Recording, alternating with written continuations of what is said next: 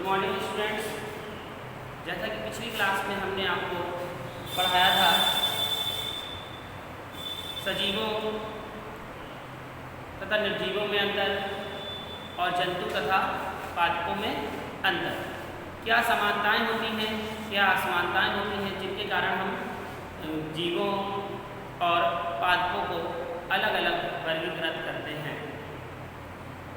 पादपों में कौन कौन सी प्रक्रियाएं पाई जाती हैं तथा जंतुओं में क्या क्या प्रक्रियाएं होती हैं।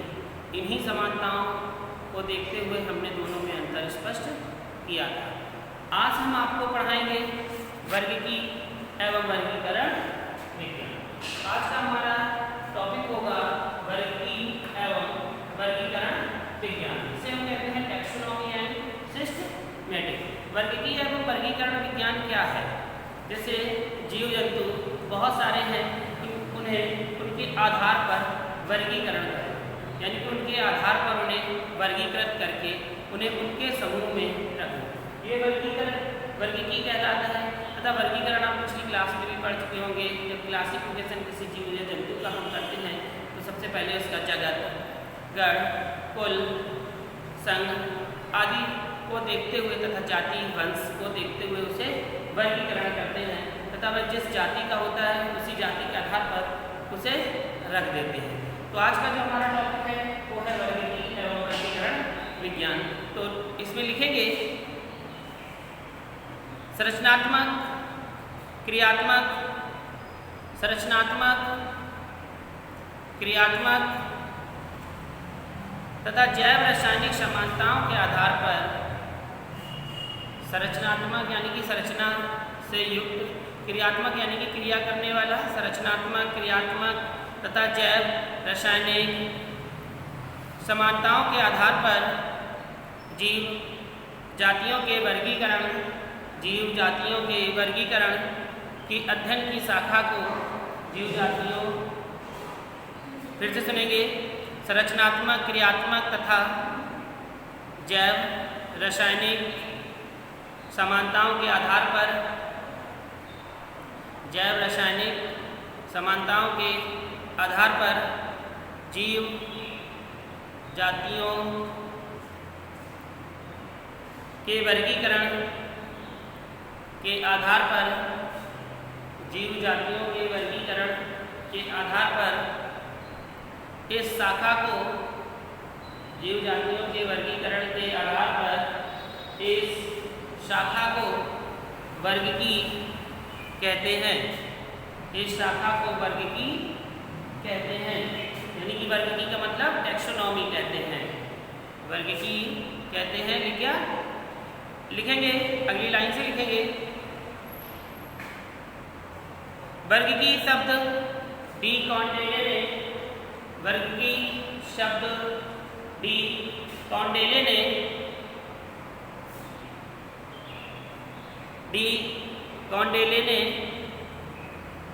दिया था। डी कॉन्डेले ने दिया था। जीव जगत में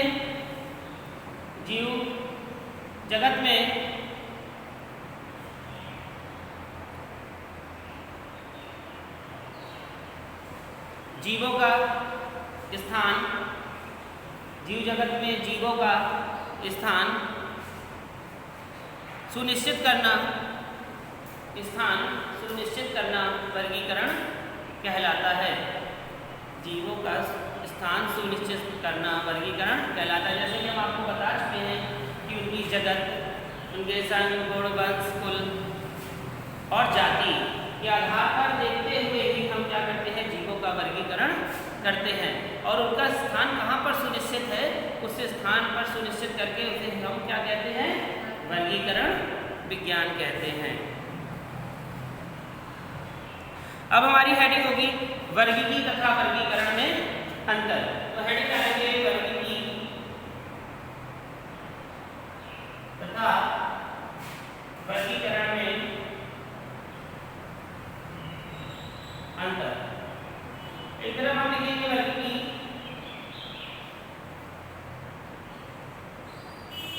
और दूसरी तरफ हम लिखेंगे वर्गीकरण। एक तरफ हम लिखेंगे वर्गीकी और दूसरी तरफ हम लिखेंगे वर्गीकरण। वर्गीकी क्या है और वर्गीकरण क्या है, दोनों में अंतर क्या है, दोनों को हम किस प्रकार से अलग कर रहे हैं, तो ये डिफरेंस हम आपको बताने के लिए दोनों में अंतर बता रहे हैं। तो सबसे पहले हम वर्गीकी में लिखेंगे।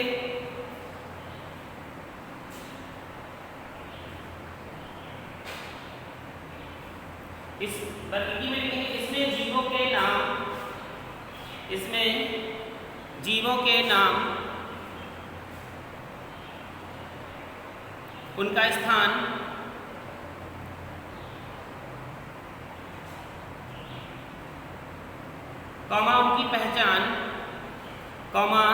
उनकी पहचान आदि सिद्धांतों का अध्ययन किया जाता है। आदि सिद्धांतों का अध्ययन किया जाता है।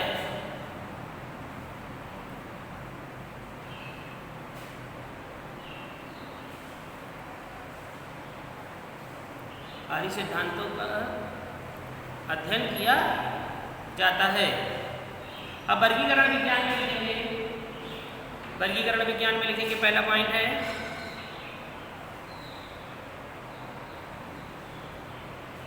इसमें जीवों की विविधता, इसमें जीवों की विविधता,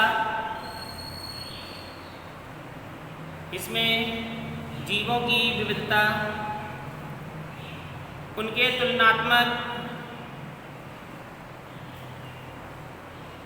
जीवों की विविधता, उनके तुलनात्मक,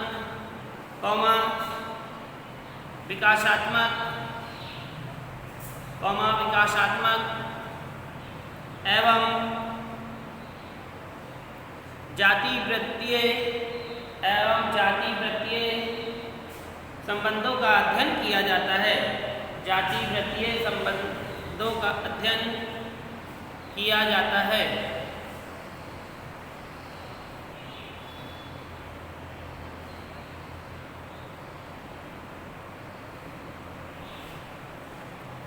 पॉइंट दूसरा लिखेंगे, वर्गीकी में दूसरा पॉइंट डाल के लिखेंगे, यह जीवों के वर्गीकरण के नियमों एवं उनके सिद्धांतों से संबंधित है।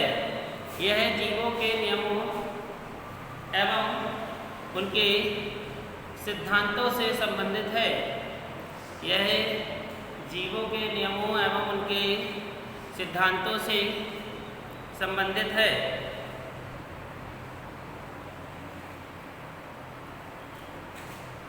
वर्गीकरण में लिखेंगे दूसरा नंबर लिखेंगे, यह जाति वृत्तीय एवं विकासीय संबंध रखता है। यह जातीय वृत्तीय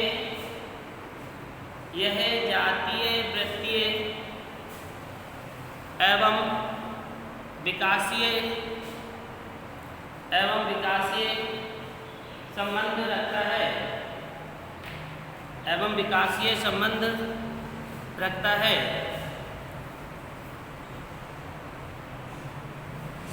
तो ये थे आपके दो अंतर, जिसमें स्पष्ट किया कि वर्गीकी और वर्गीकरण में क्या अंतर है। तो वर्गीकी में हमें ये अंतर बताया गया है कि इसमें क्या बताया गया है, इसमें ये बताया गया है कि ये नाम, उनकी पहचान, उनके स्थान, उनके रहन सहन आदि का वर्णन बताया गया है। और वर्गीकी में उनकी जाति संबंधी है, उनकी विविधता, उनका विकास, ये संबंध दर्शाया गया है। तो इससे स्पष्ट हो जाता है कि वर्गीकी और वर्गीकरण में क्या अंतर है। अब हमारी अगली हेडिंग है जिसका नाम है वर्गीकी की विभिन्न शाखाएं। अगली हेडिंग है जिसका नाम है वर्गीकी की विभिन्न शाखाएं। जैसा कि आप सभी जानते हैं कि अन्य चीजों की बहुत सी शाखाएं होती हैं, इसी प्रकार से वर्गीकी की विभिन्न शाखाएं। वर्गीकी की विभिन्न शाखाएं हेडिंग डाल ली आपने। इसे इंग्लिश में कहते हैं various branches of taxonomy. Various branches of taxonomy, यानी कि वर्गीकी की विभिन्न शाखाएं। तो जैसा कि आप जानते हैं कि कोई भी जैसे वर्गीकी हो या कोई भी हो, तो हर किसी चीज़ की विभिन्न शाखाएं होती हैं, जिनकी शाखाओं के अंतर्गत विज्ञानात्मक, संरचनात्मक सभी प्रकार का वर्णन होता है, सभी प्रकार का उसमें कार्य होता है। तो इसी प्रकार की वर्गीकी का आज हम विभिन्न शाखाओं का वर्णन कर रहे हैं। तो इसमें वर्गीकी की विभिन्न शाखाएं भी निम्न प्रकार से हैं। सबसे पहले जो पहली शाखा है वह है पारंपरिक वर्गीकी। तो पहली शाखा का नाम हम डालेंगे, इसका नाम है पारंपरिक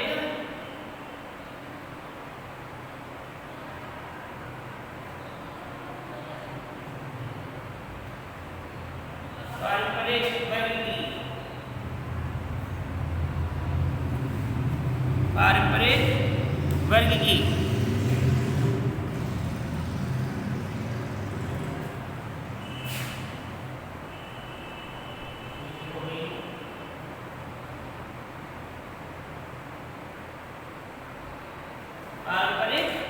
वर्गीकी।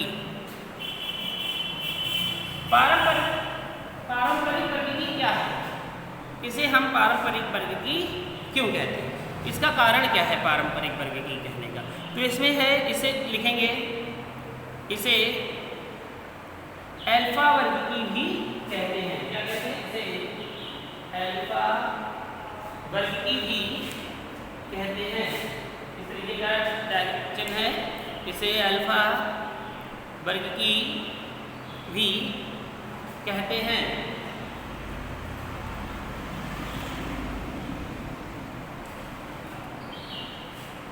इस वर्गीकी का आधार, इस वर्गीकी का आधार जीवों में उपस्थित, इस वर्गीकी का आकार जीवों में उपस्थित आकारकीय, जीवों में उपस्थित आकारकीय व बाह्य लक्षण थे। इस जीवों में उपस्थित आकारकीय व बाह्य लक्षण थे।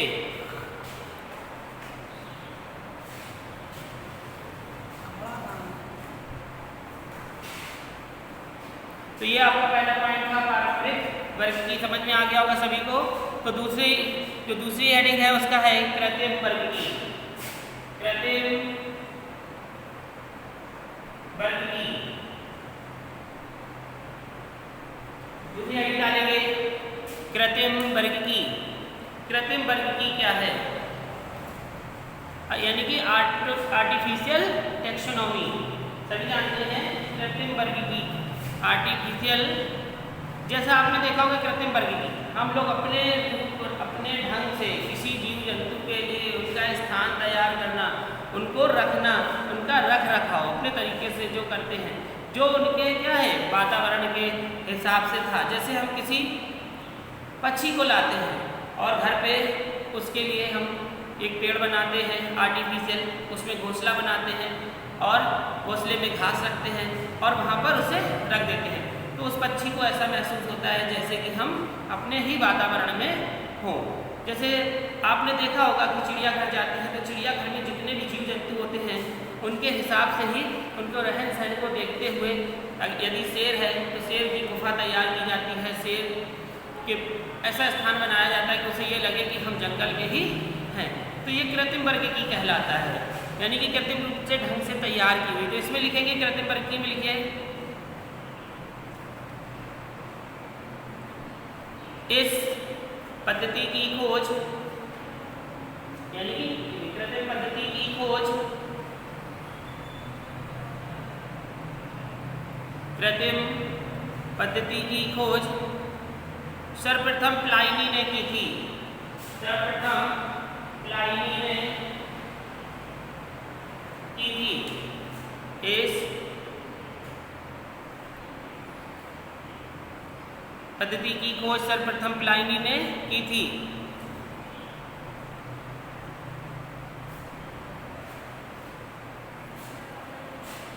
इस वर्गीकी का मुख्य आधार, इस वर्गीकी का मुख्य आधार उनका आवास,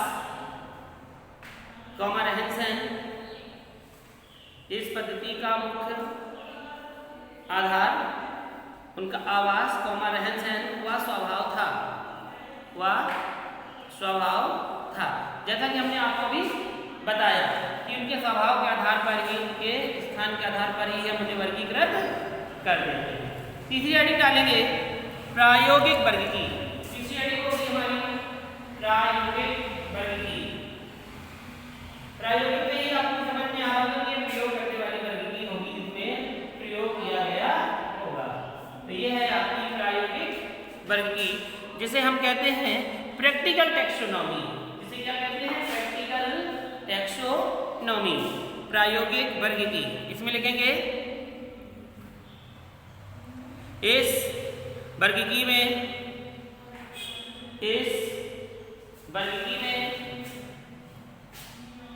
जीवों की उपयोगिता के आधार पर, इस वर्गीकी में जीवों की उपयोगिता के आधार पर उन्हें वर्गीकृत किया जाता है। उन्हें वर्गीकृत किया जाता है।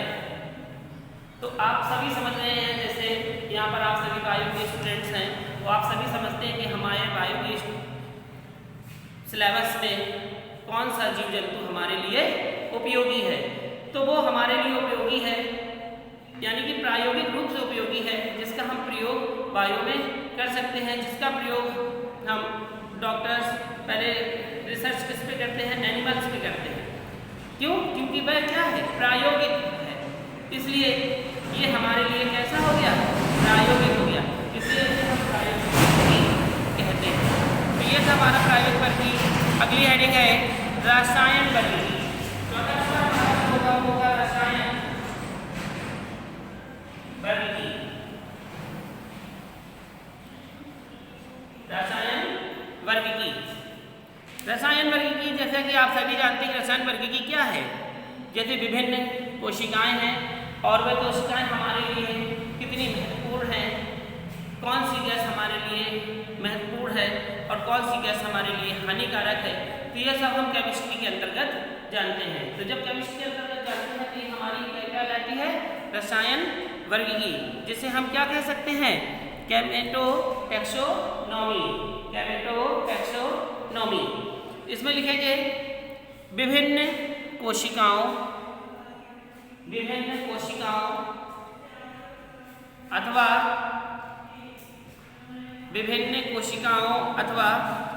ऊतकों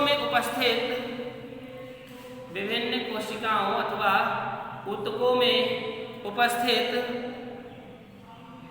रासायनिक पदार्थों की उपस्थिति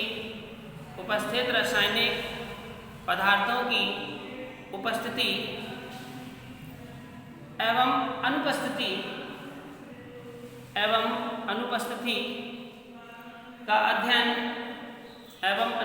का अध्ययन रसायन वर्गीकी के अंतर्गत करते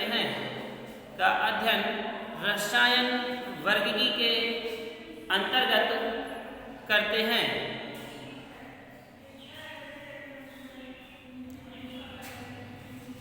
आप सभी को समझ में आ गया होगा कि किस चीज की उपस्थिति है जीव जंतुओं के अंदर और किस चीज की उपस्थिति जीव जंतुओं के अंदर नहीं है। यानी कि कौन सा ऊतक हमारे लिए इंपॉर्टेंट है, कौन सा ऊतक हमारे लिए इंपॉर्टेंट नहीं है, कौन सा गैस हमारे लिए मुख्य है और कौन सी गैस मुख्य नहीं है, किसका अध्ययन हम कर सकते हैं, किसका अध्ययन हम नहीं कर सकते। तो ये सब हम इसके अंतर्गत देखते हैं कि जीवों को कौन से वातावरण में, किस वायु में किस प्रकार से रखा जाएगा, रसायन वर्गीकी के अंतर्गत हम इसका अध्ययन करते हैं। तो अगली हमारी हेडिंग होगी संख्यात्मक वर्गीकी।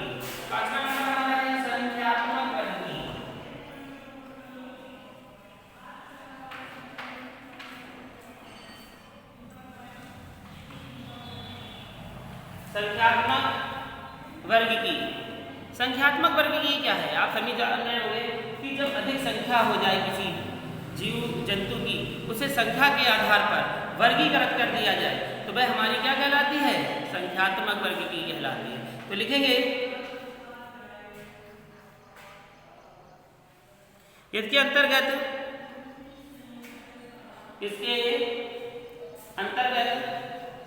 जीवों की जीवों के संख्या उनके लक्षणों के आधार पर, जीवों की संख्या उनके लक्षणों के आधार पर करके, लक्षणों के आधार पर करके उन्हें वर्गीकृत कर देते हैं, उनका अध्ययन कर लेते हैं। जीवों के आधार पर करके उनका अध्ययन कर लेते हैं।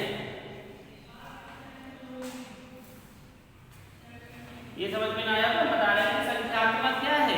जैसे बहुत से जीव जंतु हैं जिनकी क्या है, लक्षण एक समान है।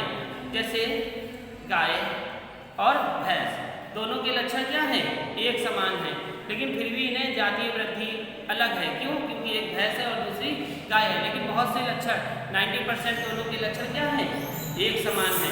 इसलिए इन्हें एक साथ रख भी सकते हैं और एक साथ नहीं रख सकते, लेकिन फिर भी इनके लक्षणों के आधार पर, डिफरेंटों के आधार पर, जैसे गाय है तो उन्हें एक ही समूह में रखा जा सकता है क्योंकि उनके सारे लक्षण क्या है, बिल्कुल एक समान है। भैंसों को अलग रखा जाता है क्योंकि उनके लक्षण एक समान है। बकरियों को अलग रखा जा सकता है क्योंकि उनके लक्षण एक समान। अब शेर और बकरी को हम एक साथ नहीं रख सकते क्योंकि शेर कैसा है, मांसाहारी, और बकरी कैसी है, शाकाहारी। अब यदि हम शेर और बकरी को एक समान साथ रख देंगे तो क्या होगा, शेर बकरी का भक्षण कर लेगा और बकरी समाप्त हो जाएगी, तो उनकी संख्या में बढ़ोतरी नहीं होगी।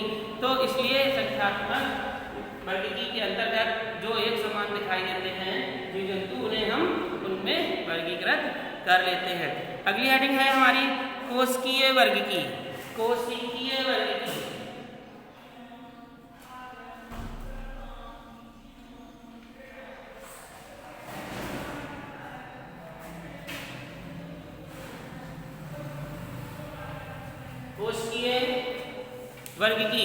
कोशिकीय वर्गीकरण क्या है? कोशिकीय वर्गीकरण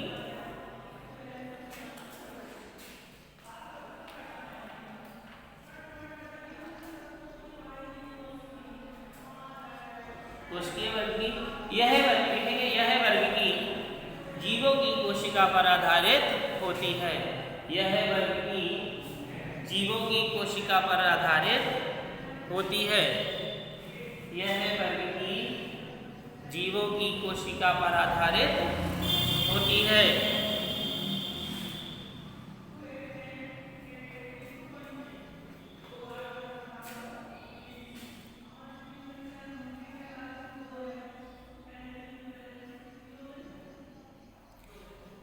तो ये थे आपकी वर्गीकरण की विभिन्न शाखाएं, जिसमें हमने आपको पढ़ा है पारंपरिक वर्गीकरण क्या है, समझ में सभी को आ गया होगा। आ गया? दूसरा हमारा है कृत्रिम वर्गीकरण। कृत्रिम वर्गीकरण में हमने भी आपको बताया कि कृत्रिम वर्गीकरण क्या है, समझ में आ गया सभी को, ठीक है। तीसरा है प्रायोगिक वर्गीकरण। प्रायोगिक वर्गीकरण में भी हमने आपको एक्सप्लेन किया कि क्या है। चौथा है हमारा रसायन वर्गीकरण, पांचवा हमारा संख्यात्मक वर्गीकरण और छठवां हमारा कोशिकीय वर्गीकरण।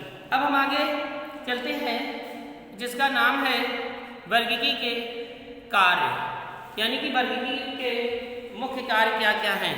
इसमें मुख्य कार्य क्या हुआ है,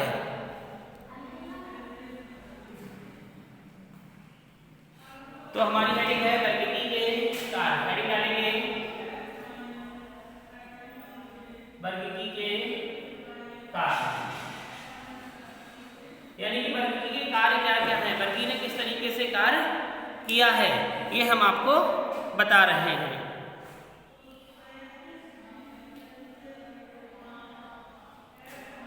तो वर्गीकरण के क्या कार्य हैं, मुख्य 3 कार्य हैं। कौन कौन सा है? सबसे पहले 3 मुख्य कार्य हैं। पहला कार्य है पहचान। क्या कार्य है? क्या कार्य है? पहला पहचान। दूसरा क्या है? नामकरण। तीसरा क्या है? वर्गीकरण। तो देखिए वर्गीकरण के कार्य ये है। सबसे पहले पहचान की, हमने उसे पहचाना ये क्या है, उसे हमने नाम दिया ये क्या है, उसे फिर हमने क्या कर दिया, वर्गीकृत कर दिया, यानी कि वह जिस वर्ग का है उसे उठाकर उस वर्ग के अंतर्गत हमने उसे रख दिया। तो ये हमारा क्या कहलाता है, वर्गीकरण। पहचान में हमने इसे पहचाना कि इसके गुण कैसे दिखाई दे रहे हैं, ये किस टाइप से है। नामकरण में उसका हमने अंतर्राष्ट्रीय नियमों के आधार पर नाम दिया, जैसा कि आप सभी जानते हैं, द्विनाम पद्धति, त्रिनाम पद्धति। और वर्गीकरण में उनके हमने क्या किया, जीवों के शारीरिक, कोशिकीय, उनके आकार के आधार पर उन्हें हमने क्या कर दिया, वर्गीकृत कर दिया। तो ये हमारा क्या कर रहा है, वर्गीकरण। इसके बाद जो न्यू हेडिंग है जो हम आपको कल पढ़ाएंगे वह है नामकरण। नामकरण ये हम आपको कल बुलाएंगे। इसमें इसे कहा जाता है नोमेनक्लेचर।